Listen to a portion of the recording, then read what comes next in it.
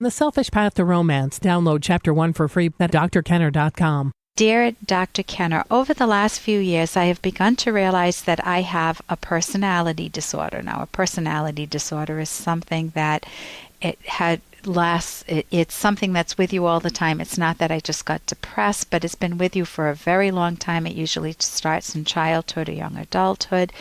And we think of somebody who has a depressive personality or a narcissistic personality. So continuing on with Jamie's email. Not entirely sure which personality disorder I have. So she's someone fairly young who's researching. Am I a sociopath? Someone who goes out and steals and robs and doesn't feel any remorse and the rest. A narcissist, someone who's a me-only person, has to have the spotlight on them. Well, that's histrionic too, but and she's looked at several others. They don't quite seem to fit me, but I'm beginning to think that I possibly have something else. I think I may have a dissociative identity disorder. So I'm going to pause here before we continue. What is a dissociative identity disorder? It's when you think that you have one or two different identities or more different personality states. Each one, you may feel like you're a woman, you may feel like you're a man, and sometimes the woman is active and sometimes the man is active. This is not very common, as you can understand. And they each have their different ways of thinking about the environment, as if two different people live inside of you.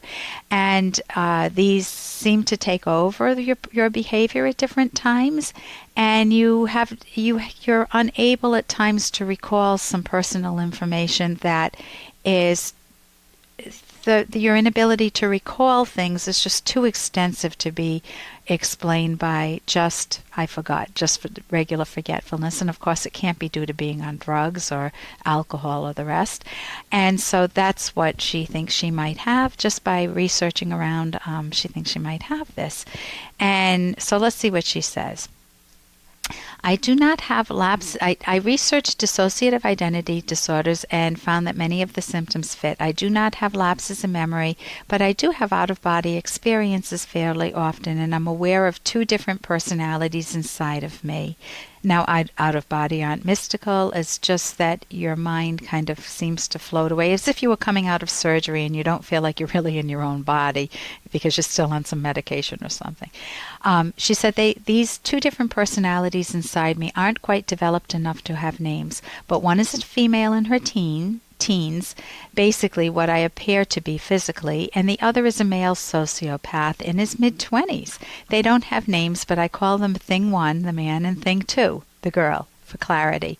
Thing 1's sociopathic goal is to fit in, so generally he lets Thing 2 control behavior or pretends to be Thing 1, as in, I don't act like a man when Thing 2 is in control. Well, that's a little confusing, but you get the idea that she's got two different personalities, kind of a criminal, sociopathic 20-year-old and a young woman in her teens who are living inside of her, and these personalities take over. As for my questions, is it a dissociative identity disorder or something else? And I will tell you that I won't even attempt to diagnose you over the air. I think that would be totally improper, given that this is a very serious diagnosis. Second, what should I do? Are there things I can do without visiting a therapist, since I am uncomfortable talking to my parents about it? Thank you so much, Jamie.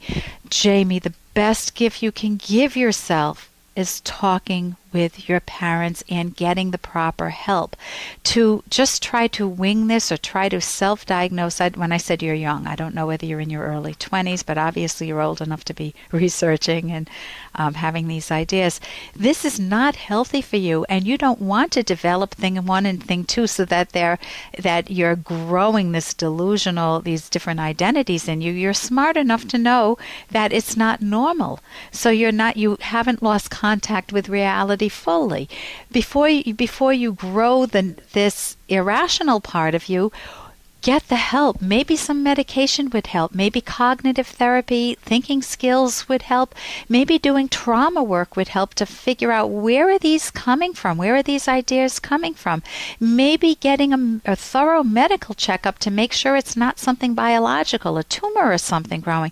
Man, if I were in your situation, I would right away tell my parents, take whatever, they're going to be flustered and confused and thrown off and upset and maybe angry and maybe sad and maybe catastrophizing. Who knows? They're going to be upset. You can't control that.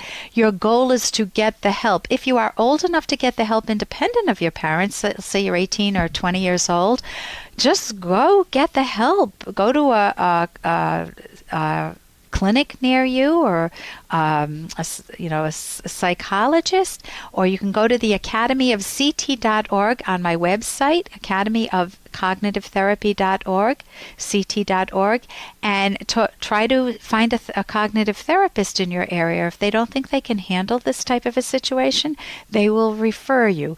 But definitely, the best gift you can give yourself is not to. I love that you're a thinker. That will help you enormously in therapy, but trying to self-diagnose when you don't have the breadth of knowledge to be able to do it, and you can't do it cookbook style, and cutting yourself off from the help is not going to be helpful for you or for yourself long range, or for your family. So let's see if you can do something with thing one and thing two, which is to get yourself back. For more Dr. Kenner podcast, go to drkenner.com and please listen to this ad. Here's an excerpt from The Selfish Path to Romance, the Serious Romance Guidebook by clinical psychologist Dr. Ellen Kenner and Dr. Edwin Locke. There are many deal breakers when it comes to finding a potential soulmate. If you're in this situation, one thing to be on the lookout for and be cautious about are people with significant psychological or mental health problems. For example, severe repression, significant chronic anxiety problems, recurrent depression, substance abuse, or gambling problems, especially if such individuals are not yet under treatment and have no motivation to fix their problems or don't take their problems seriously. Don't make a partner's untreated problems your lifetime career. A romantic partner can be supportive, but should not be a live-in therapist. You can download Chapter 1 for free by going to drkenner.com, and you can buy The Selfish Path to Romance at amazon.com.